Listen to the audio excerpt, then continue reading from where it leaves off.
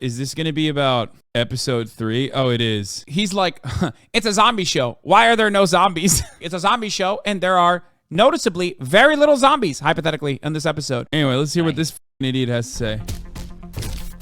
Things I hate. Gay people. Okay, so we are going to steer into some dicey waters. I'm about to criticize an episode of the TV show, The Last of Us. I'm going to say right up front, HBO's The Last of Us, right? This is the one that stars Pedro Pascal, and it's really well produced, written by Craig Mazin, who's a super talented guy. He's the one who was behind Chernobyl. Okay, so first the things about this series that are good. And again, preface, I've never played the game. So don't care about the game. Don't care Shocking. about how true it is to the game. There are lots of gamers out there. You want to watch their videos on the correlation between the game and the show. That's fine. I'm just watching it as a piece of pure TV entertainment. Okay, I'm coming from, I don't care what's canon. I don't care what's not canon. Just coming at it from the view of a TV viewer. So I'm just going to say that right up front. That is not my particular purview. I don't play video games because I'm not a child. I know. I'm just joking. Lots of good people play video games. Okay, in any case. I was about to say, he knows his audience. Like, come on, brother. You can't be trying to appeal to like the sweatiest like right-wing Gamergate holdouts while simultaneously claiming that only children play video games, because they're going to get mad at you. You talk about how they're like soy-facing Funko Pop collectors. They will lose it on you, okay? Including Andrew Clavin, who's a mediocre person. Anyway, The Last of Us is for those who haven't seen it, it is a zombie show. Okay, it's a show about a zombie apocalypse that essentially arises because fungi go viral, essentially, and take over people's brains and turn them into zombies. That is the premise of the show. And it's really well produced, and it's beautifully shot, and it's really well scripted, and all the rest. So the first 2 episodes are about Pedro Pascal finding, again, some of this is sort of hackneyed trope, but he is introduced to the other main character, who is a young girl. The young girl is, for some reason, immune to the zombie virus. And so the question is, can he get her to a place where presumably they are going to try to manufacture a cure from her? Right? That's where the show is going, I would assume, because any other place doesn't make any sense. It is this character, Joel, and this character, Ellie, and they are navigating the zombie apocalypse. And then we get to, so that's the first couple episodes. And they're good. They're really compelling. Again, really well made, really well written. Oh. And then we get to episode 3. And this, according to the media, is the... But it's like, Fenway is a liberal. I liked it because it reminds me of what Joe Biden's administration tried to do to us with the COVID vaccines.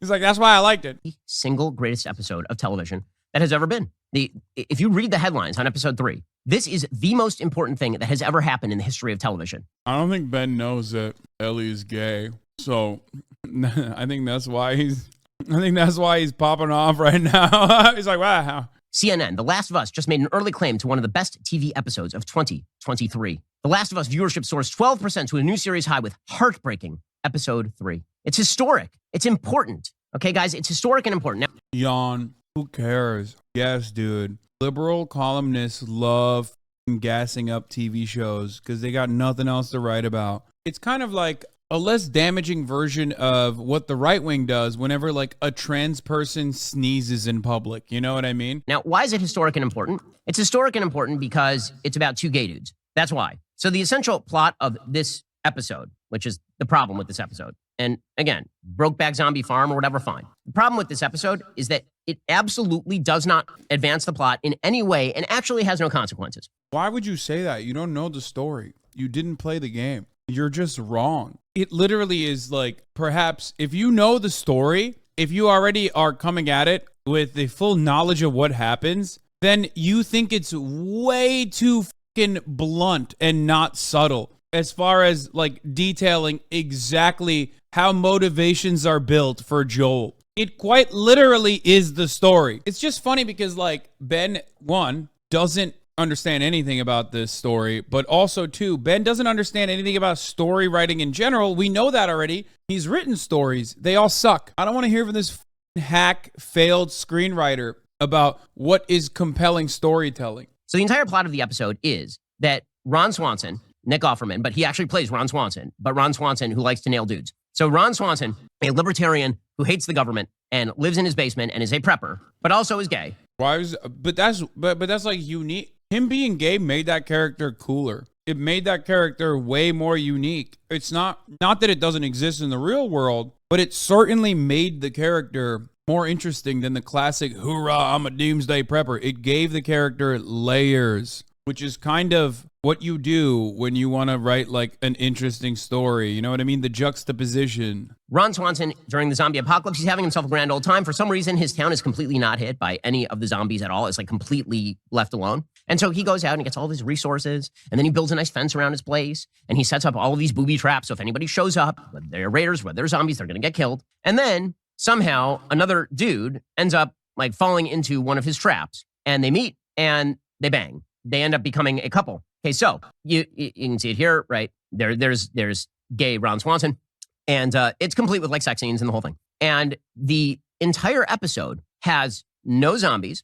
no real threat, and it is about two gay dudes who meet. Again, Ben has never played the game, so Ben doesn't understand that like there are plenty of fucking moments in the entire sequence, in the entire franchise, where you never see a zombie, and instead the real villains are the humans all along. Like, it's kind of cliche almost. So it's shocking that Ben Shapiro does not understand like this basic component of a story. Out here, you don't have to worry about the zombies. You need to worry about something way worse. Raiders. You know, that sort of thing. It's not like they're hiding it. They're saying it openly. At that point, it's not even subtext. You know what I mean? Like, what the fuck? You can't even understand that? And have a relationship in which one grows strawberries for the other, and then they die. But not being killed by zombies or under threat. One dies, he gets cancer, and he decides to essentially euthanasia himself. And gay Ron Swanson decides that he is also going to commit suicide at the same time, because Romeo and Juliet, or Romeo and Romeo in this particular case. Okay, now, here's the problem. It's all really well produced and it's beautifully shot. Brokeback Zombie Farm. Here's the problem with Brokeback Zombie Farm. It's a zombie show. There are no zombies in this entire episode. Like, none. I understand. Dude, that's so stupid. There are already zombies in that episode, but like, who cares? That's not what the show is about. Ben's like, why isn't it like a Marvel movie? Simplistic critique. But there are no zombies in a zombie show. This is worth pointing out. It literally has nothing to do with the plot of the show. This is a show where this show could have this entire episode could have taken place completely without a zombie apocalypse. It just would have been a Showtime romance between two middle-aged gay dudes who get older, one dies of cancer and the other assisted suicide himself. That would have been the entire, it would not have changed one iota of the show. It is completely irrelevant to the story. And one of the reasons that it is completely irrelevant to the story is because there are no stakes. And the reason that there are no stakes is because, again, we are in the middle of a zombie apocalypse. When you're in the middle of a zombie apocalypse, one of two issues has to come into play. One, the threat of the zombies, or two, the threat to humanity more broadly. So if you're talking about the threat to humanity more broadly during the zombie apocalypse, what you're talking about is Okay, but again, no one, and I mean no one, should ever listen to Ben Shapiro talk about movies,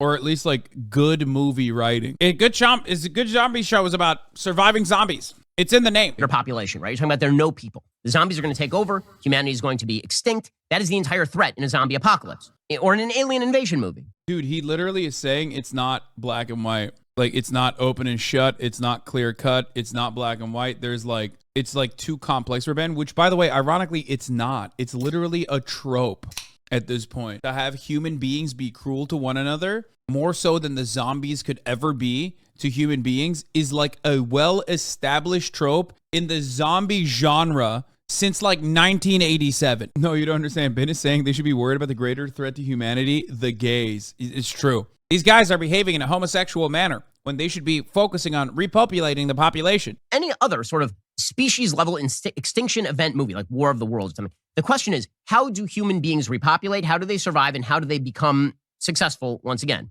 If you're going to censor an episode like that, what you need to do is you need to have an episode about people who can have babies. Again, there are only two issues in a zombie apocalypse. You could have this whole thing, but the whole thing is these two dudes in love, but they're fighting off zombies. But they never fight off the zombies. It's not an issue. Dude, I was joking. Dude, I was joking. Why did he say that seriously? Bro, that's so dumb. Stop. Conservatives will take arguments that you make jokingly and say it with sincerity. So, irrelevant. Or you could have them somehow interact with the main characters. They never do. So this entire episode is a sidestep. It has nothing to do with anything. This kind of crap is what makes conservatives so crazy. We do not need to sexualize everything. There's nothing sexual about like two gay dudes loving each other, dude. Ellie and Joel could have just stopped by, found the house, picked up guns, and gone on their merry way. And it would have taken 10 seconds. Instead, you get an entire hour-long digression to do, I say again, La Caja Falls or whatever this is. Okay, so it's irrelevant. Beyond it being irrelevant, it has no stakes. So you want to have like an interesting conversation about love during the apocalypse?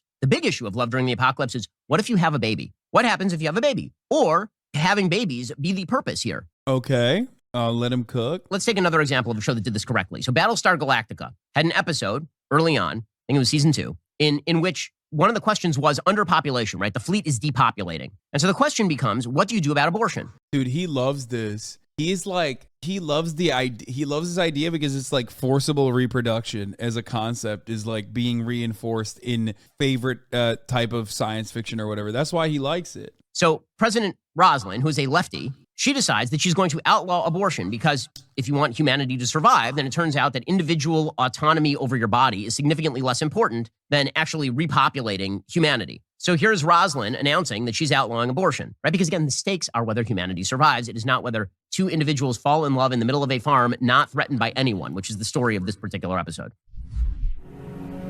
Wait, they were definitely threatened, man. It's still survival. I don't get it. Ben also kind of doesn't understand. I feel like he's going to lose his fucking mind at the end of the show. If he's like thinking about this as seriously, he's going to be like the Joel haters. You know what I mean? Like he's probably going to fucking lose his mind when he finds out what happens at the end of season 1, because like that shit's going to piss him off. If he's thinking about this so seriously as like, not that like human beings are complex, and that like they sometimes make decisions that they think are the best decisions that end up being really bad for the fate of mankind, that kind of thing. Like he's gonna lose it, dude. He's gonna be like, this is the worst episode in the history of the genre. I've never seen something so bad. Since assuming the presidency, I've made it my mission to maintain the rights and freedoms we so enjoyed prior to the attack. And I find myself forced to make a very difficult decision. From this day forward, anyone seeking to interfere with the birth of a child, whether it be the mother or a medical practitioner. Bro, I'm not kidding. I think he just simply likes it because she made abortion illegal. I don't know enough about Battlestar Galactica to tell you whether or not this is valid or even important. Like, I don't know, but I think he literally just likes it because there's a leftist woman and you expect her to be liberal, but she is denying women bodily autonomy. Shall be subject to criminal penalty. Okay, so, this is like an actual issue. What do you do during an apocalypse? Do you actually try to preserve humanity or not? Two gay dudes falling in love and then dying of old age is not relevant to that particular conversation. Now, I can say, well, that's not what they wanted to cover on the show. That's not what they were interested in covering on the show. The truth is, it's a much more compelling storyline. I mean, that's the entire plot line of A Quiet Place, right? You have an alien invasion. What do you do when you have a baby? Do you continue to have babies in view of the fact that there's a threat to the children, in view of the fact they're going to have to live difficult and rough lives? Dude, if Ben works himself up this much, he's going to come out of the other side of this conversation an anti-natalist, by the way. Should humanity survive is a fundamental question that we should be asking. What is the sole purpose of humanity to survive if there's nothing else to survive for and we have nothing left? Should humanity continue to survive or should it cease to exist when all the conditions are pain and torture? After all, a baby can't consent ethically to being born. You never consented to being born. Oh my God, I never consented to being born. Life is a sequence of endless disappointment and sometimes a lot of pain and suffering. Maybe it is unethical to give birth to another human being. Oh God. Lives and all the rest of it, right? But you can say, I see the argument. Okay, well, that's not what they wanted to take on in episode 3. So I have a question. What were they seeking to take on in episode 3? What was the major topic that they were seeking to take on? People falling in love during the apocalypse? What are the stakes? We don't know any of these characters. He's the only person in Netflix since you enjoy forced births category. Oh, Netflix has him. Yeah, Netflix is an entirely different algo for Ben Shapiro. Nor are we going to care about them beyond this particular episode, which means that it's basically just a sidetrack. It's a throwaway episode, but it's so important because it has gay people, you see. It's so important. And, the guy who created the video game, of course, is a big lefty. They were just telling a story, Ben. Yeah, someone in the chat said this analysis makes so much sense when you realize Ben has never been in love. And you're right. It's literally like trying to describe a beautiful picture full of colors to a dog. You know what I mean? Like, it's not going to get it. It can't see it, dude. For Ben, marriage and partnership is just simply not about love, not about mutual respect, not about any of that. It's just about populating the planet. Having little Ben Shapiros running around. In season 2, apparently, if it mirrors the video games, from what I've been told, it gets very trans and very lesbian and all the rest of it. And that's their prerogative. Yeah, that's our takeaway from The Last of Us 2. Ben is very, very gamer without being a gamer. He embodies all the qualities of the sweatiest fucking losers on the planet who like think being the most annoying sweaty person is a personality trait and not a clear-cut personality flaw without playing a fucking single video game, which is pretty funny. The Last of Us 2 is about being very gay and very trans. I hate it already. I haven't even seen it. They're the creators of the show. But all of the talk about how this was like an excellent episode of TV that was wrapped into a broader show is not true. And pretending that it is ignoring kind of the dynamics of the show. So there's my critique of The Last of Us episode 3. I know I'm not allowed to say that I didn't like it. You have to say you loved it. And you particularly loved the most, like the most graphic parts of it. Those are the parts you love the most, right? I mean, because if you don't say that, it means you're a homophobe or something. All I'm saying is that nobody actually paid to see the movie Bros. And when you go to see The Last of Us, what you generally want to see is a zombie apocalypse TV show, not two gay dudes dating while listening to Linda Ronstadt and then dying of old age after growing strawberries. I think that... Bro, this was a 13-minute video that was a banger, by the way, because everyone is just as stupid as Ben, about Ben being like, too long, didn't understand the point, way too gay shit, way too much gay shit.